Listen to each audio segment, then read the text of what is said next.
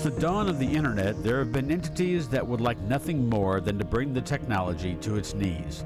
In many ways, it's like the old bank heist: find a target, locate a weakness in its security, bring down the system, and if you're in it for the money, declare a ransom in return for establishing things as they were. Transportation companies in all four modes have been hit in the last year by cyber attacks. Estes Trucking was most recently down for 2 weeks. Alaska Railroad Corporation was hit last April. Scandinavian Airlines was successfully attacked last February, and Oslo-based DMV suffered an attack that impacted 1,000 ships in January. But as systems become more complex and modes of transportation become more interconnected on the internet, the attacks become bolder, to the point where the questions have to be asked. Can a hacker control a truck, ship, or railroad, or even bring down a plane? What's the state of transportation cybersecurity? That's today's subject on FreightWaves Presents.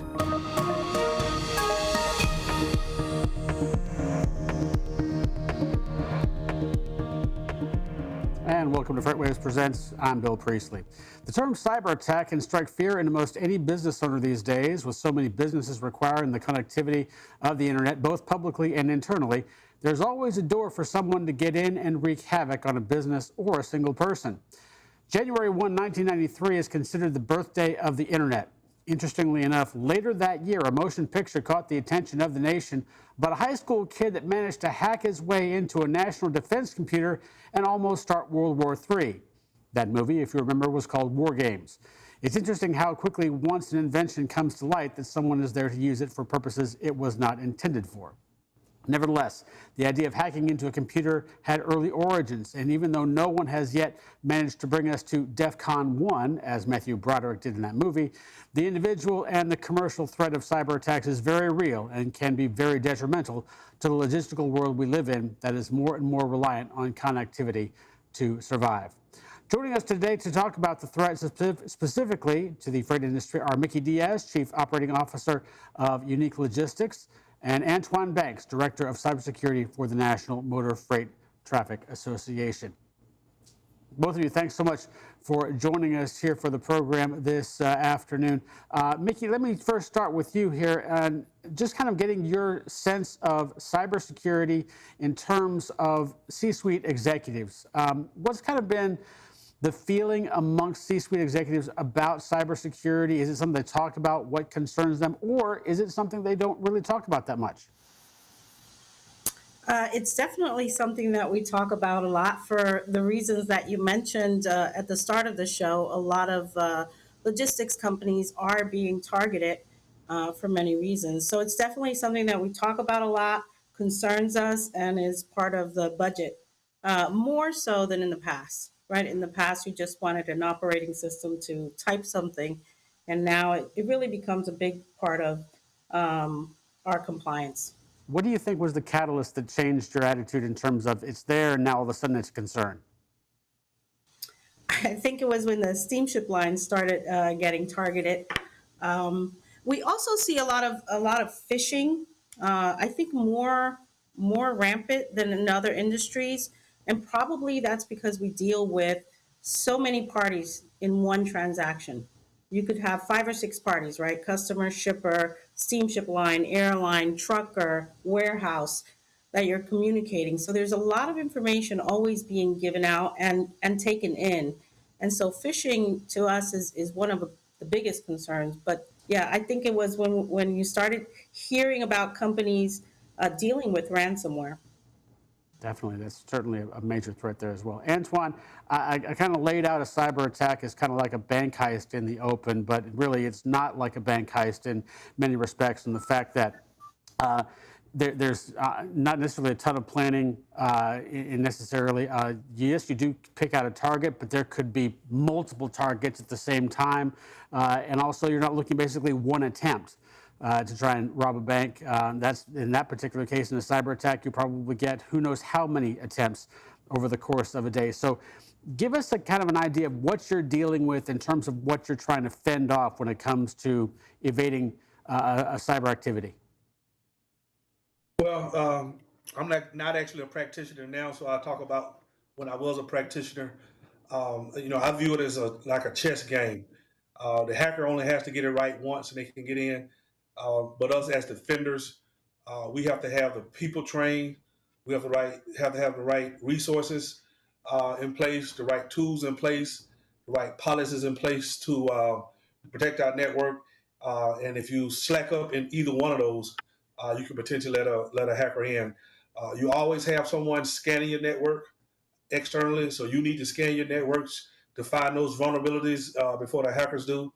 You really have to train your employees because social engineering efforts such as phishing through email, text messages, and social media is an everyday occurrence because, again, phishing is the number one way hackers get in. And then you really have to patch those systems because once you click or once they come in through RDP misconfiguration, then they're looking for a unpatched system so they can actually get into your system. So, I kind of view it as like a chess match. So, take us through a little bit of what you've seen when you were a practitioner in terms of when this kind of, it was out there. You kind of had to watch it a little bit, but now obviously you have to watch it 24/7, if not more so. Yeah, I mean it's a daily fight. Your networks are being scanned every day, and so you have to protect yourself against external threats trying to come through the front door. You have to really have a vendor risk management program in place to make sure that your vendors that you connect to and do business with, if they are attacked and compromised, that it doesn't spread to your system.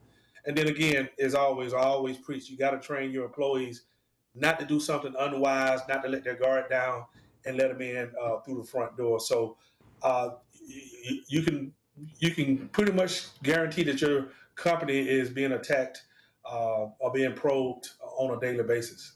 Certainly there, and certainly 24/7 there as well. Mickey, let me turn back to you in terms of what are your major concerns? Not just the fact that they're out there or that a cyber attack is out there. It's obviously probing, it's looking, but what are your major concerns about what could conceivably happen, and kind of what you're planning to hopefully that's not going to happen?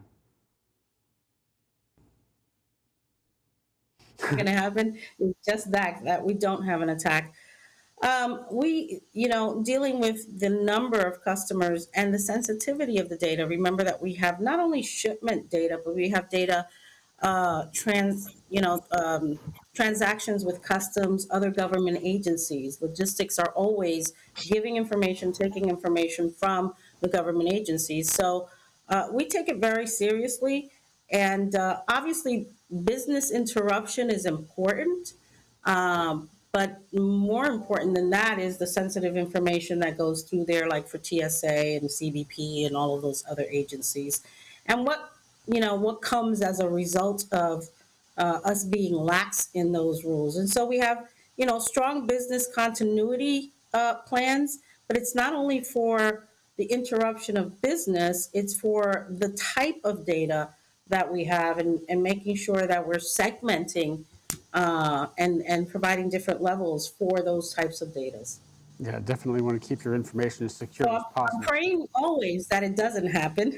Yes. It's a big disruption of business. And also, we have to take onus for this lack of preventing issues like this. For me, it's constantly about when we're doing our business continuity planning, always doing a risk assessment and just daily follow-up, yearly audits and vetting of our vendors and employee training and strong access controls. There's a lot to it. As I said before, it was just about having an IT person on the side.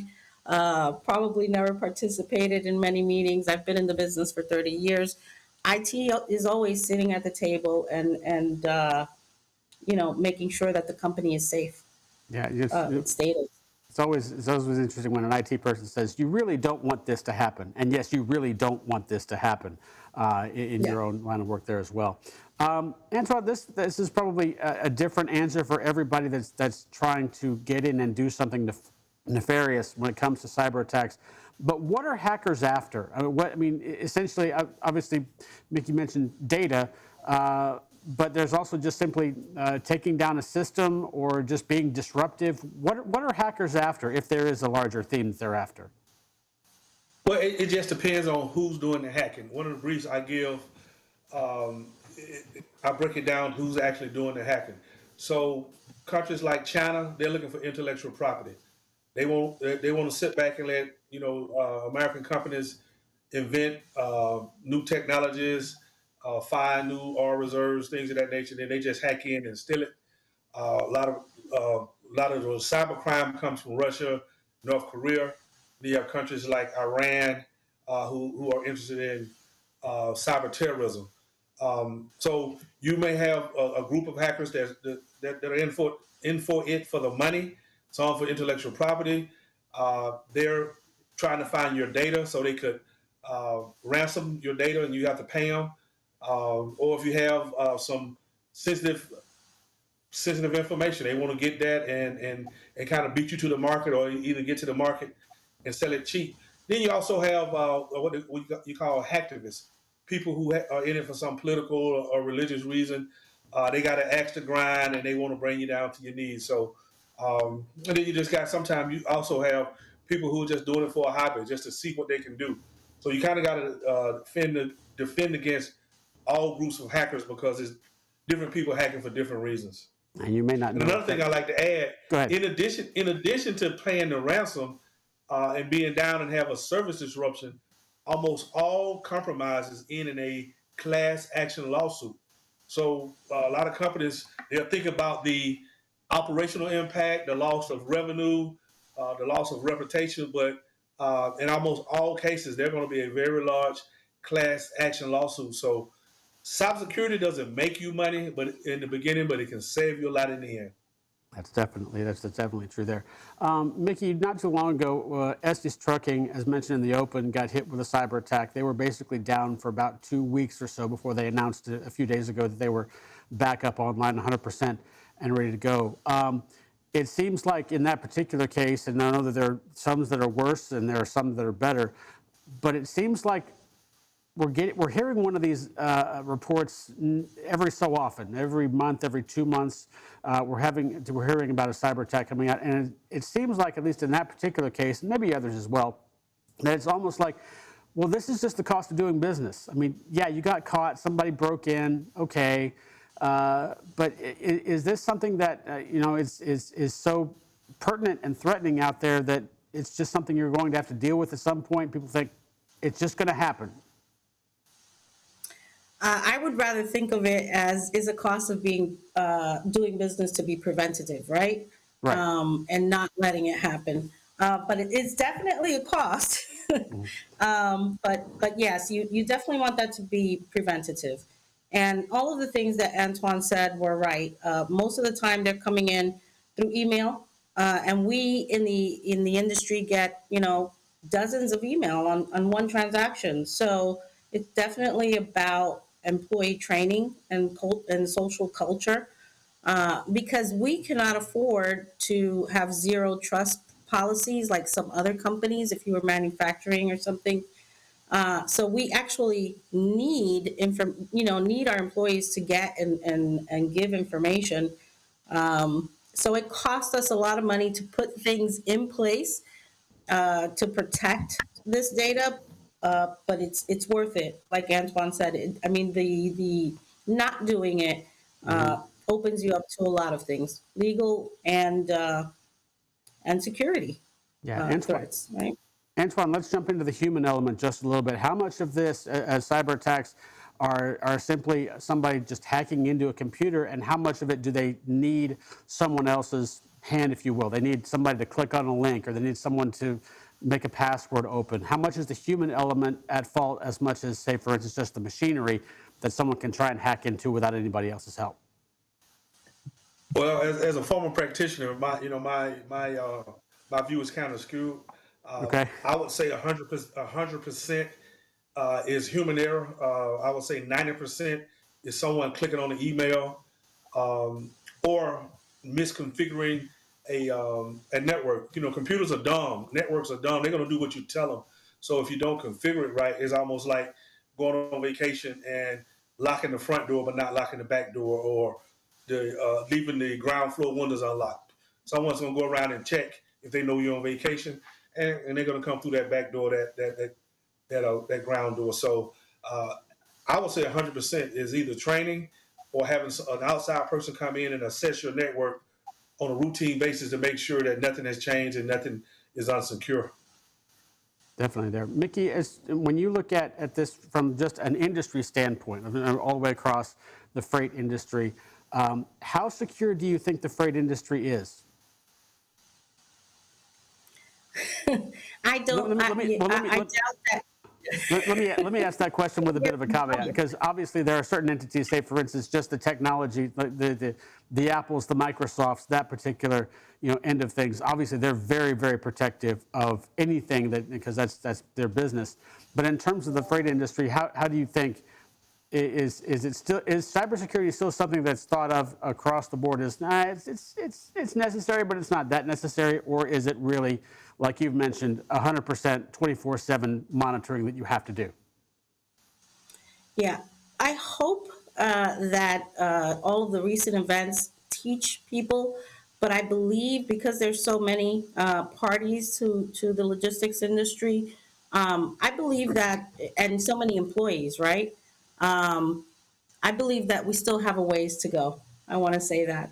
Uh, I I think companies do not take it as seriously as they can, and our customers are teaching us that.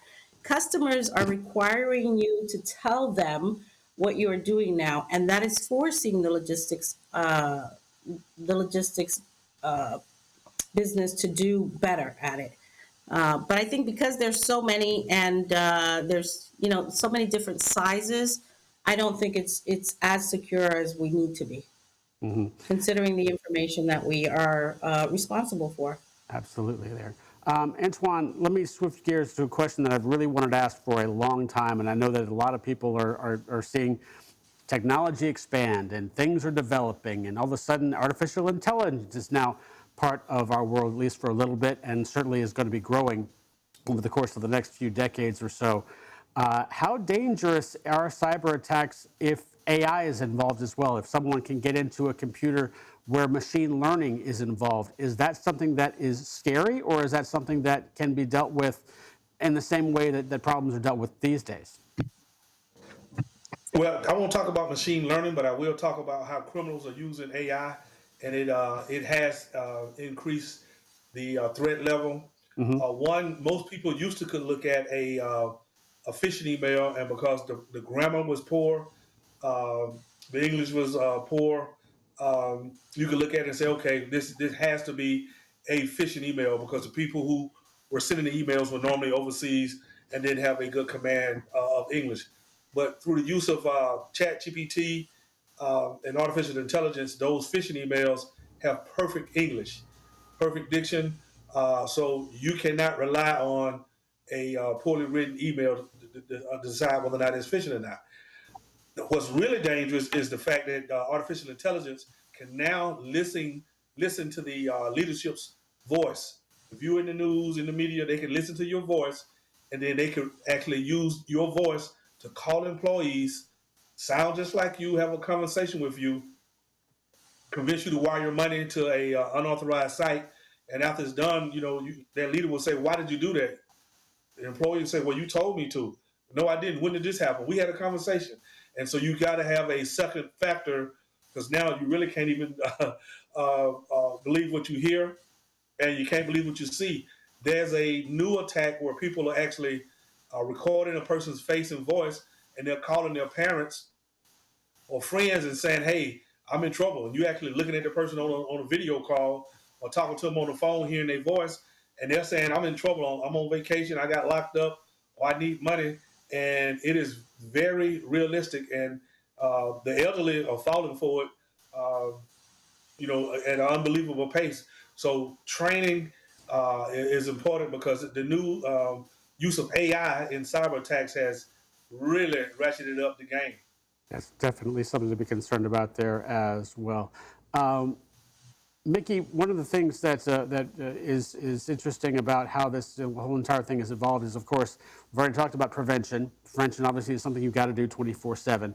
But what about in the event that your business, and not yours specifically, but just any business, gets hit by a cyber attack? do you need to have a plan in place already if in case something happens, or I mean, do you need to be that prepared for something negative, unfortunately, if it does happen, as opposed to just hoping that your IT department's going to hold up and everything's going to be fine? Yeah, one of the things that, yes, you definitely need to have business continuity plans. And let me ask, what's a part of that plan, if you would like to divulge? Yeah, and you need to assume failure. So one of the things that we do is we do business continuity plans, and we assume that everything's going to be okay. But if you go ahead and test those and go through actual testing with employees, you can find out what your pitfalls are. It's not going to go as planned. Some of those type of plans can be ensuring that your backups and your redundancies are up to date, and that they're actually working, that you can actually use them. People say, I have a backup of everything, and then they go to use it and they cannot. So you need to make sure that you test that. And we've seen that, right? Has your email ever gone down, and it takes IT, and no offense, Antwan, it takes them a week to get it back up. Well, you had a backup of my email. So going through iterations and testing that it works is very important.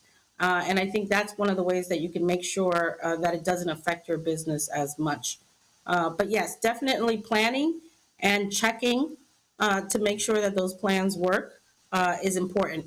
And I think we started to go through this. You said, when did we talk about cybersecurity? It was when the major companies started getting hit. But when did we start knowing that we had to test our IT capabilities? Was when COVID hit. You had an opportunity, or you had a need to test everything that you did. One of the other things that Antwan didn't mention, but former employees can also be an issue with cybersecurity. So you really just, I think that brought up the notion that IT was to the side, was kind of put forefront when COVID hit, because that is when we needed everything, or all things internet, to work. And that is when we started running into issues, right? Everybody had to have a cell phone. Everybody had a laptop. Everybody had monitors. And so all of that, you started issuing more equipment, which opened you up to more issues and more phishing issues, et cetera. Yeah, that's a great point there about COVID and having to test your backup system. Antwan, I think I read an article that I think you wrote not too long ago that said something to the effect of, make sure that obviously your backup systems are good, but also a hacker could attack the backup system first and then attack the regular system, and then all of a sudden your backup is down and you don't know what you're doing. That said, just going back to the question of, if you do get hit, what do you think are some best practices in terms of trying to get through it as quickly as possible? Law enforcement, if necessary, what would you do? Well, I love to hear a CEO talk like she just talked. That lets me know that the leadership is involved with the security program. So kudos to you. Things that will help you get back up quick is backups, but not just backups. You got to have what I like to call immutable backups, and they need to be offline. So if a person compromises your network, they can't easily jump to your network. And if it is online, it's an immutable backup. It can't be overridden, because what hackers do now, if they're on your network, they're gonna look for three things. First thing they're gonna look for is your backups, and if they can encrypt your backups, then they know they really got you down. They're gonna look for your insurance policy, so they'll understand how much money they can extort out of you, and then they're gonna look for employee and customer data, so they can hold you ransom. So having good backups, understanding what your RPO and your RTO, recovery time objective. Each business unit needs to know how long they can function uh, being down. And then each business unit needs to know how far back they need data. Accounts payable, payroll may need data for the last 2 weeks and don't care about last month, but somebody else may need data months ago. So every business unit needs to understand their RPO, RTO. You need immutable backups. You need a restore plan, and you definitely need an incident response plan. Now, I used to like to have two separate plans. I used to like to have the incident response plan that the leadership use. You got legal, you got your communications talking to the public, you got your executive team talking to each other, and then you got a separate plan, which I like to call the playbook, the people who are actually putting out the fire. Because if you have one plan, the leadership is going to call IT every 3 minutes, every 5 minutes. What's the status? What are they doing? What do I need to tell them? And so if you got two plans working at the executive level and one at the firefighter level with somebody in between, I think is a little bit more effective. Well, we're going to have to, unfortunately, hold it there in terms of this discussion, but certainly enlightening in terms of what you got to do to obviously avoid and be prepared, preventative, and also what you need to do in the unfortunate case of if you do get hit by an attack there as well. Mickey Diaz and Antwan Banks, thanks so much for joining us for this edition of FreightWaves Presents. Thank you. Enjoyed it. Well, the world has certainly gotten a lot closer since 1993 when the public was given access to the internet. However, it has also kindled the old adage from Sun Tzu who said, keep your friends close, keep your enemies closer. Indeed, our enemies are much closer than we might want, whether we like it or not. Hopefully, with vigilance and preparation, companies in transportation or any industry will be able to stave off attacks from those that want attention, money, or worse. Anything less than that on our part, and we might just be playing a game we can't afford to lose. That's going to do it for this edition of FreightWaves Presents. I'm Bill Priestley.